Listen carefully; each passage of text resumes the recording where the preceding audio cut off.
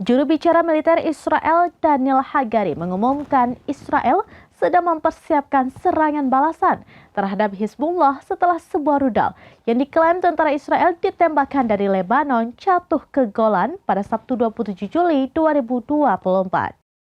Rudal tersebut jatuh di lapangan bola di Masjid Al-Shams, dataran tinggi Golan yang diduduki Israel, dan menewaskan sedikitnya 12 orang serta melukai lebih dari 30 orang. Dia menuduh Hizbullah berbohong setelah Hizbullah merilis pernyataan yang menyangkal pihaknya terlibat dan bertanggung jawab atas insiden tersebut.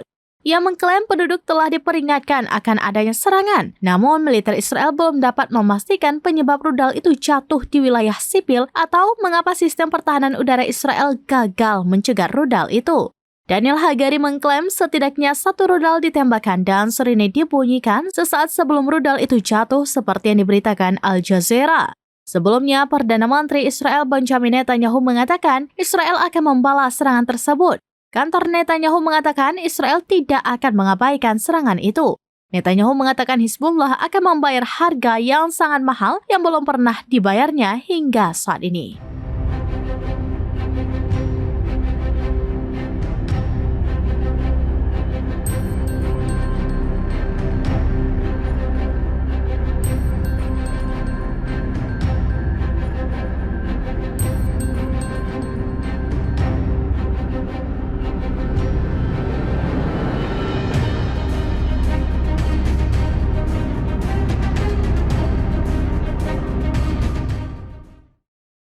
Demikian informasi terkini Syederalun, saksikan terus beragam informasi lainnya.